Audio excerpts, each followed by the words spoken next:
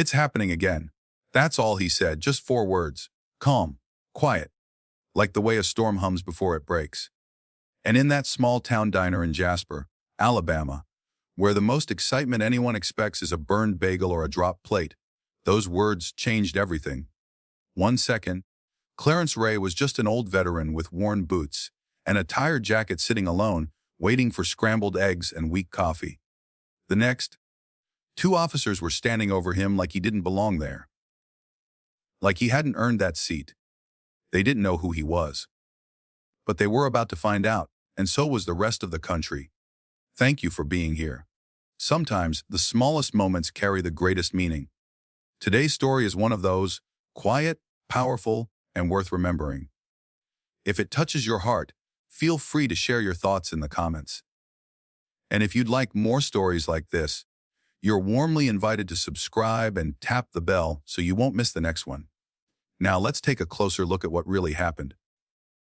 Jasper, Alabama, the kind of town where nobody locks their doors, but everybody watches, especially when someone doesn't quite fit.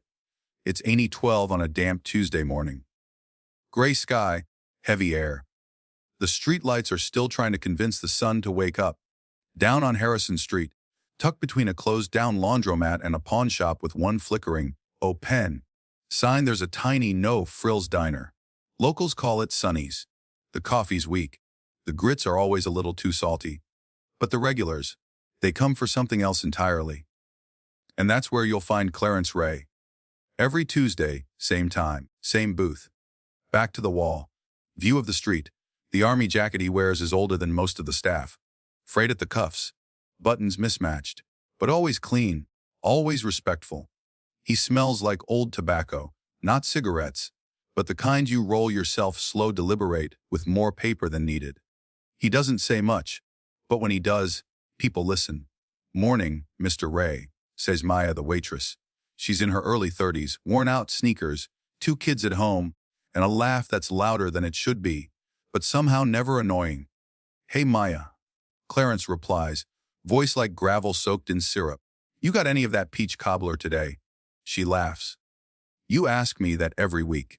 You know we don't start cobbler till lunch." He nods once. She doesn't even ask what he wants, she knows. Scrambled eggs, grits, 2 strips of bacon. Toast. If it isn't burnt. Coffee, black. No cream. No sugar. Always the same. Behind the counter, Sam, the owner, peeks over his reading glasses. "That man could run this place better than me with one hand behind his back." He mutters to Maya. She grins. "He's the only reason I don't walk out of here some days." To the outside world, Clarence Ray looks like someone holding on by a thread. No car. No house. Boots that tell stories no one's asked to hear. But inside Sonny's diner, he's family. A quiet one, but a solid one. The kind folks count on when the world doesn't make sense. Clarence sits there, sipping slow from a chipped mug, eyes scanning the muted TV over the counter. Some story about veterans losing benefits. He doesn't react. Just breathes out through his nose and looks out the window again. Outside, life stirs. Students hurrying toward Jasper Community College. Parents dropping off kids. Shift workers heading toward the plant down by the river. Nobody notices the black and white cruiser pull up to the curb. No sirens. No urgency. Just a car door opening. 2 sets of boots hitting wet pavement. The kind of entrance that's louder than any siren when you're not expecting company. The taller one, Officer Dalton, looks like he played linebacker in college and never let the mirror forget it. His partner, Officer, is square-faced, clipboard tucked under one arm, eyes that never seem to blink enough. They step in like they own the place. Maya spots them first. Forces a smile. "Morning, officers. You want the usual table." But they don't answer. Dalton's already locked eyes on Clarence. He says, stepping forward, "You a customer here?"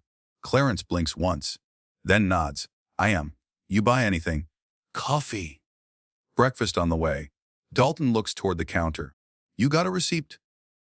Before Clarence can answer, Maya steps in. He's fine. He's here every week. Dalton doesn't even glance at her. "Did I ask you?" Her mouth opens, then closes. "Don't," Sam says softly from the back. But his jaw is tight, his fists tighter. Clarence still doesn't flinch. "I paid," he says. She took the order. You can ask her. A Brooks squints. You carrying ID? Clarence nods. Reaches slowly into his jacket. Pulls out an old, cracked VA card and places it on the table. Dalton picks it up like it's a napkin someone sneezed into. This all you got? Clarence meets his eyes. It's all I need. Brooks lets out a short laugh. Not funny. Not respectful. Just that smug chuckle you hear when someone thinks they've already won. Nobody in the diner moves. Nobody chews. Nobody sips. It's the kind of stillness that comes right before something breaks. Brooks takes a step closer. How long you been here? Clarence looks at the wall clock. 30 minutes. And how long you planning to stay? Clarence keeps his voice calm. Long enough to eat my breakfast. Like everyone else. Maya hurries out with the plate, trying not to make it look like she's rushing. Here you go, Mr. Ray. Dalton raises a brow. He already ordered. She stands firm this time. Every Tuesday. Pays cash. Always polite. He's a regular, sir? Dalton doesn't seem impressed. You homeless? Clarence nods. I don't have a house. But I've got a home in this town. Dalton smirks. You got smart answers? Huh. Clarence picks up his fork. Starts to eat. Like that might end the conversation, it doesn't. You see, this is the problem, Dalton says loudly. Turning toward the room. People think they can just loiter wherever they want. Take advantage of kind folks like you all. No one responds. Not out of agreement, but because they're afraid of what happens if they do. A couple at the next table stare at their plates. A delivery guy by the door shifts awkwardly. No one moves, but everyone is listening. Clarence sets his squawk down, looks Dalton square in the eye. I served in Iraq. Twice. Worked security till my knees gave out. I don't steal. I don't beg. I pay for my food. So why are you talking to me like I broke into someone's house? Belton chuckles. But there's no humor in it. Relax. Just doing our job, making sure everything's in order. Maya steps forward, sharper now. Then check the register. He paid. I rang him up. What else do you need? But they don't want the receipt. They want Clarence to be the wrong kind of man. The kind they can remove quietly, without question. But Clarence Ray, he's not going anywhere. And what he does next is going to shake every corner of this town. Officer Brooks leans in. Clarence gestures toward the card still on the table. It's right there. I asked for your name. Out loud. Clarence doesn't raise his voice, doesn't blink. Clarence Ray. Date of birth, February 10th, 1968. Dalton flicks his eyes toward Brooks. Run it. Brooks walks out toward the cruiser, grumbling under his breath. Inside the diner, it's heavy. Like a storm pressing against the windows. Sam finally steps out from behind the counter. Towel still in his hands, wrinkled brow. Calm voice. Officers, can I speak with you outside? Dalton doesn't even look his way. We're good, sir. Sam steps closer. No, you're not. Dalton shifts, surprised by the tone. That man has never caused trouble here. Not once. You got a real reason to be standing over him. Or are we just harassing veterans now? Dalton stiffens. We're responding to a complaint. From who? No answer. Just silence and the slow flex of Dalton's jaw. Clarence finishes chewing, wipes his mouth with a napkin and reaches into his jacket again. Dalton's hand moves to his belt. Clarence stops. No weapons, he says, calm. Even. Just tired. He pulls out a flip phone, the kind nobody uses anymore. Faded. Scratched. Reliable. What's that? Dalton snaps. Clarence opens it with one hand, presses one button. Waits. Sam leans in. Clarence. Clarence raises one finger, a quiet click. He lifts the phone to his ear. Then, it's happening again. Everything shifts. No one knows what that means. But they know it's not normal. They feel it. Dalton freezes, eyes sharp now. Watching like a predator who just realized the prey is staring back. Who the hell did you just call? He growls. Clarence closes the flip phone, places it gently beside his coffee. You said you were doing your job, he says. His voice is low, steady, deliberate. Now I'm doing mine. Dalton steps forward, hand still on his belt. Sir, I'm going to need you to stand up. Step outside. Sam's voice cuts through. No, he's not going anywhere. Not unless you're arresting him. Brooks bursts back in, holding a tablet, face pale. Name checks out. VA database confirms status. Honorable discharge. 2 tours. Bronze star. Dalton doesn't blink. He homeless. Brooks nods. No fixed address. Seated last year for loitering in Albany. Dalton smirks like he finally got something. Then he's a drifter. Doesn't belong sitting here all day. Maya slams her notepad down. You've got regulars who sit here for hours on 1 cup of coffee, and no one says a word. But the one man who earned that right, you want him gone. Dalton points. Ma'am. Step back. You don't get to advise me in my own workplace, she fires back. Clarence, still sitting, still calm. But something in him is shifting. His fingers tap the table, once or twice, 3 times. He looks tired. Not angry, not scared, just tired. You see me as a problem, he says quietly. But I'm not the one making a scene. Dalton's had enough. That's it, he snaps. Stand up. Now, the Clarence rises, straighter than he seems sitting. Taller. And suddenly, everyone notices. He looks Dalton in the eye. I don't want trouble. Dalton reaches for the cuffs. You should have thought about that before you got clever. But before his fingers touch Clarence's wrist, the door flies open. Hard. Fast. The bell above doesn't even jingle. It slams against the frame. A man walks in, early 40s, navy blue suit, black overcoat, no badge on his chest. But he doesn't need one. He doesn't hesitate.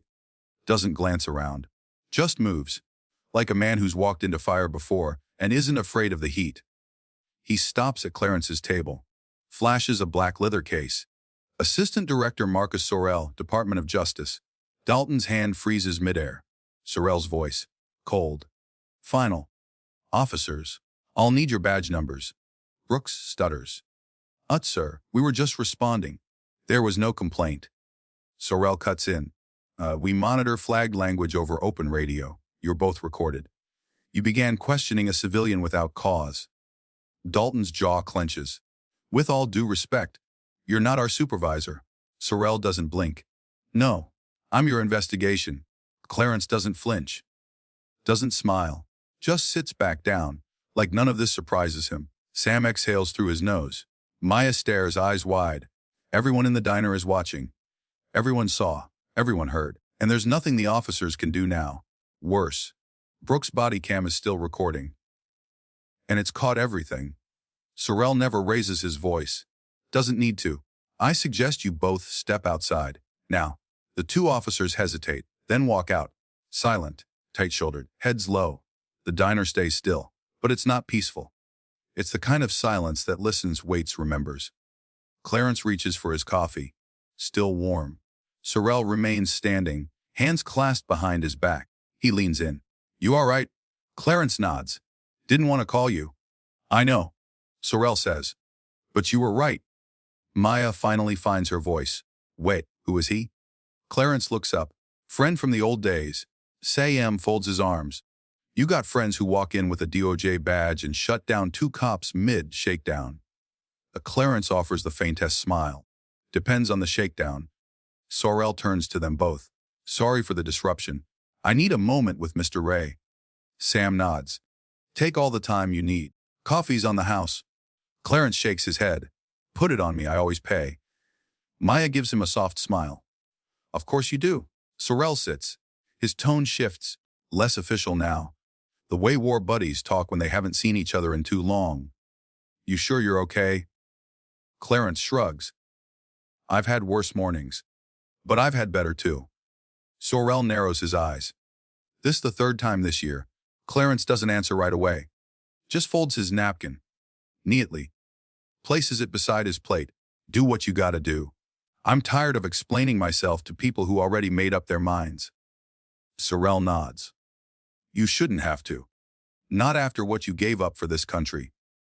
Clarence's face hardens for a second. They only care about that when I'm in uniform, not when I'm sitting in a diner. Sorrell reaches for his phone. The footage will be flagged today. You'll get calls from internal affairs. Probably 2 interviews. We'll notify the press. Clarence doesn't blink. Let them see it. Outside through the diner window, Brooks is pacing. Dalton's on the phone. His face pale, angry, cornered. Inside, Maya refills coffee cups. But every few seconds, her eyes drift back to Clarence, She's never seen this side of him. No one has. And that's the thing about men like Clarence Ray. They don't yell. They don't brag. They don't fight for attention. They just carry more than most. In silence. Sorrel rises. Leaves a card on the table. You call that number if anyone else tries anything. A Clarence nods. I appreciate you. Sorrel pauses. People who matter already see you. But the rest of them, they're about to. What Clarence doesn't know yet is that this moment, this quiet confrontation in a sleepy diner on a rainy Tuesday, is about to wake the whole damn country. Clarence didn't know yet. Not about the uploads. Not about the hashtags. Not about the storm that was already brewing. With his name in the middle, he was still sitting in that same corner booth. Same army jacket, same chipped mug of coffee. Outside, the air felt heavier. Like the town itself had paused to listen. Inside, the radio crackled with a gospel song no one was really hearing. Until the bell over the door chimed. Not a cop this time. Not a customer. Just a teenage girl. Hoodie, sweatpants, messy bun. Clutching her phone like it was oxygen. You him? She asked, walking straight toward Clarence's booth. He looked up puzzled. Excuse me. You're the guy from the video, right? The vet at Jasper Cafe. Clarence frowned. How do you know that? She blinked like he'd asked if water was wet. It's all over TikTok. Somebody posted the body cam footage. Tagged the location. It's everywhere. Clarence leaned back, jaw tight, eyes tired. That was fast. Fast, she said, laughing. You're trending, man. People are pissed. Those cops. Twitter's eating them alive. Sam walked over, wiping his hands. Wait, who posted the footage? No idea. The girl replied. But it's got over 400,000 views in like 2 hours. Maya stepped out from behind the counter. What exactly does it show? The girl turned the screen. Here. Look. Everyone crowded around. On that tiny glowing screen, they saw it all. Langley's voice sharp. Brooks folding his arms. Maya defending Clarence. Clarence, calm, tired, quiet. And then the moment. The phone. The call. Sorrel's entrance. His voice slicing the tension in half. It played like a scene from a film. Clarence looked away. He didn't want to see it. Didn't want to hear himself being dissected by strangers. You're a hero, the girl whispered. Likey silent warrior kind of hero. Clarence shook his head. I'm not a hero. She softened. Well, you're not invisible anymore. Then she walked out, just like that. Maya pulled out her phone. Scrolled. Tapped. Clarence, she's right. You're everywhere. Local blogs, news apps, even a reporter from Savannah wants an interview. Clarence sighed. That's not what I wanted. Sam raised an eyebrow. You sure? Because maybe it's what we needed. Clarence said nothing. He just looked down at the edge of the table, where his VA card still sat. That little rectangle never got him a job, never got him an apartment, never got him a thank you. But now it was viral content. And that felt complicated. Behind the scenes, things were shifting. By noon, Clarence's name wasn't just floating on TikTok. It was scrolling across national news tickers. Local station WJX ran a segment calling the body cam footage a clear example of overreach. A CNN followed before lunch. Cable hosts were already debating it by dinner. The video got clipped, stitched, remixed, analyzed by every online voice with a webcam and an opinion. People wanted to know, who was this man? And how did 2 local cops get so comfortable treating him like a threat? It didn't take long before someone dug up an old photo. Grainy, black, and white. Taken in Fallujah, 3 men, combat gear. Dust on their boots, exhaustion in their eyes. One of them was Clarence. The caption. Operative Clarence Ray. Task Force Blackridge, 2006. That name, Task Force Blackridge, didn't mean much to the public. But to the right people, it meant everything. It was a classified recovery unit, hostages, covert missions. The kind of work that never made headlines. Most of the files were sealed. But word got out. Whispers from other veterans. Commendation letters surfaced. One, dated 2007, was addressed directly to Clarence from the Pentagon. This wasn't just some guy who washed dishes in exchange for tips and coffee. Clarence Ray had saved lives. Not once. Not twice. Dozens of times. Back in the diner, Clarence was flipping through the local newspaper. Nothing in it yet. Not even a blurb. That's the kind of place Jasper was. News traveled fast online, but it arrived last in print. Sorrell called again. You might want to prepare yourself. For what? The phones are ringing off the hook. Congressional offices, veterans groups, news outlets. Some nonprofit wants to buy you a house. Clarence blinked. Buy me a house. Yeah, Sorrell said. You're the internet's newest hero. Clarence laughed. Not joy, not pride, disbelief. All I did was sit down for breakfast. No, Sorrell replied. You stood up without standing up. The world was spinning faster than Clarence ever wanted. He didn't do Twitter. Didn't know what a retweet was. Didn't care for TikTok. Didn't follow trends. But now, strangers were turning him into a symbol. Some out of admiration. Some out of rage. Someone dropped off a box at the diner. Maya opened it carefully. Inside a crisp button, down shirt, a pair of new boots, a prepaid phone, a note. Thank you, Sergeant Ray. Clarence stared at it. He didn't need gifts. He needed peace. Sam, Clarence asked softly. You ever feel like people don't really see you till it's too late? Sam didn't look up from the register. Only every damn day. What Clarence didn't know was that his story was about to reach places that normally pretend men like him don't exist. By Thursday morning, the Jasper Police Department issued a public statement. WA are conducting a full investigation into the incident involving Mr. Clarence Ray. But it didn't matter. The internet didn't want a statement. They wanted action. They already had names. Officer Brooks deleted his social media accounts. Officer Dalton tried to go private. Didn't matter, screenshots spread like wildfire. Old comments, bad ones, real bad. Stuff that made people ask, how did he ever get a badge? By Friday, protesters gathered outside the station. Not thousands, not even hundreds, just a quiet row of people, holding signs. I am Clarence Ray. No chants, no screams, just presence, and that's all it took. Meanwhile, journalists kept digging. Turns out Dalton had 5 prior complaints for profiling. All buried, all forgotten. Letters that never reached the right desk. Until Clarence made a call that shook the whole tree. Back at the diner, everything changed. Maya had been interviewed twice. Sam's picture made it onto a blog. People came just to sit where Clarence had. One man even asked to take a selfie with the chair. Clarence shook his head. I'm not an attraction. You're a mirror, Maya said. People just don't like what they see. But Clarence still didn't feel like a hero. Heroes get rest. Heroes get safe. He was still folding his jacket into a pillow. Still stretching old pain from his knees every morning. Then one evening, a van pulled up outside the shelter. 2 men in suits stepped out.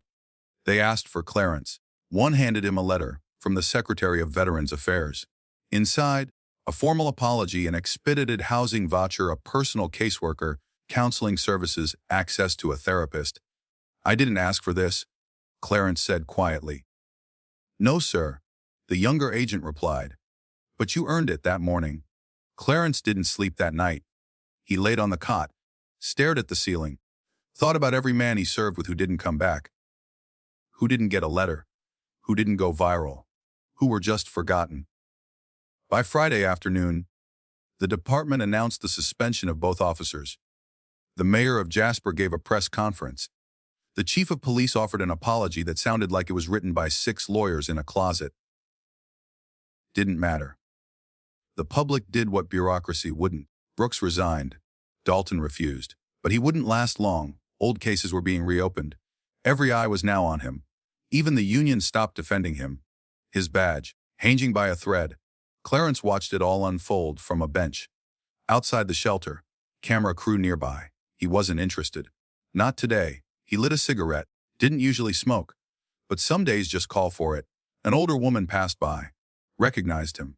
Paused. Thank you, she whispered. Clarence didn't ask for what. He just nodded. Because maybe, just maybe, people were finally starting to understand. Sunday morning in Jasper was slow. Quiet. Not the nothing's happening kind of quiet, but the kind that feels like something is about to matter. The news vans were gone. No camera crews, no phones held in the air, just coffee and steam and the sound of forks clinking against ceramic. The regulars had returned. Teachers, electricians, single moms, old-timers with nowhere to be except here. This was the Jasper Cafe before it became a headline, and Clarence Ray walked in, same boots, same jacket. But something was different. His walk wasn't stiff, wasn't proud.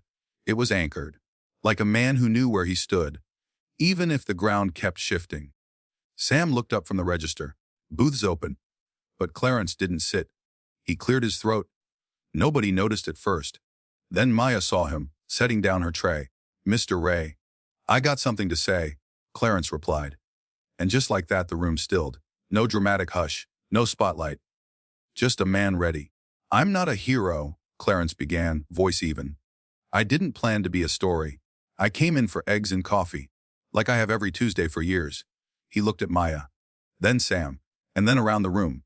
"Y'all saw me. Not as a problem. Not as a project. Just as a person." He paused. "But some folks didn't. And maybe now that video got out, people are paying attention. That's good. But attention ain't the same as understanding." A heads nodded. One man lowered his fork. Clarence tapped his chest. "This jacket, I wore it in the desert. Watched men I loved die in the dirt for a country that forgets us the minute we take it off." His voice stayed calm, but every word felt like weight on the floor. "I didn't ask for praise. Just a seat. Didn't demand a parade, just a plate. And still, I had to prove I belonged." He stepped forward now slowly, as if every inch mattered. "There are thousands like me. You won't see them on the news. You won't hear their names. Some are homeless. Some are working jobs with bad knees and broken backs. Some just stopped talking because they got tired of being invisible." He raised a hand, not accusing, inviting. "But hear this. Being poor ain't a crime. Being tired isn't weakness. And asking to be treated like a human being should never be met with suspicion." Maya blinked away a tear. Tried to hide it behind a cuff. Didn't work. Clarence offered the gentlest smile. "We all walk into places carrying stories nobody sees. So next time you see someone who looks like they don't belong, maybe they do. Maybe they belong more than you know." And with that, he nodded once and sat down. No applause. Nobody needed it. Sometimes the truth is loudest when it's quiet. The rest of the morning drifted by. People came and went. Some left cash folded on Clarence's table. One woman handed him a letter, handwritten, sealed. Sam brought him another cup of coffee. Didn't ask, just poured. Outside, the world kept moving. But something inside that diner had settled. Clarence finished his toast. Stood, took a deep breath, then walked over to the shelter one last time. He packed his things, shoved that army jacket into a duffel. The key in his palm felt cold, heavy, strange. Later that week, the news cycle shifted. New scandal, new outrage. Social media found a different name to trend. But Clarence Ray didn't fade. He stayed. He planted roots. In a neighborhood that knew him, where people knocked not to ask questions, but just to say hello. He started volunteering. At a school not far from the diner. Talked to kids about service, about silence, about dignity. The staff didn't know how to introduce him, so they didn't try. They just said, "This is Mr. Ray. You'll want to hear what he has to say." And they did, because it turns out people listen. Now. But more importantly, they look. And they see. Let this story be a reminder. Not every hero wears a cape. Some wear jackets older than you. Some sit quietly with coffee. Some fight battles you'll never hear about. Respect doesn't come after someone's gone. It should come while they're still here. So the next time you cross paths with someone who looks forgotten, speak. Don't stare. Listen. Don't assume. And when you can, stand up, even if it's just by sitting beside them. If this story moved you, take a moment today to check on someone who's been overlooked. Say something kind. Buy them a coffee. Look them in the eye. Because it might be the first time someone really saw them. We live in a world that often celebrates the loudest voice in the room. But sometimes, it's the quietest presence that carries the deepest truth. Clarence Ray never raised his voice. He never asked to be noticed. He just showed up every Tuesday, wore a jacket older than most people's memories, and carried more history in silence than most do in speeches. His story reminds us, dignity isn't something we earn. It's something we all carry, but it only matters when others are willing to see it. So maybe next time you walk into a diner, a waiting room, or a public bench, and you see someone alone, someone overlooked, someone written off, pause. They might not need your help, but they do deserve your respect. And sometimes just sitting beside someone is the loudest way to stand up. If Clarence's story stirred something in you, if it made you look a little closer, feel a little deeper, we'd love to hear your thoughts. We live in a world that often celebrates the loudest voice in the room, but sometimes it's the quietest presence that carries the deepest truth. Clarence Ray never raised his voice. He never asked to be noticed. He just showed up every Tuesday, wore a jacket older than most people's memories, and carried more history in silence than most do in speeches. His story reminds us, dignity isn't something we earn. It's something we all carry, but it only matters when others are willing to see it. So maybe next time you walk into a diner, a waiting room, or a public bench, and you see someone alone, someone overlooked, someone written off, pause. They might not need your help, but they do deserve your respect. And sometimes, just sitting beside someone is the loudest way to stand up. If Clarence's story stirred something in you, if it made you look a little closer, feel a little deeper, we'd love to hear your thoughts. Leave a comment below. Share a story, a moment, a person you remember who deserved more. And if stories like this matter to you, stories that don't just entertain, but honor, we warmly invite you to subscribe and tap the bell. Not for us, but for the next Clarence, the next quiet hero we're lucky enough to meet. Because sometimes the smallest voices are the ones we need to hear most.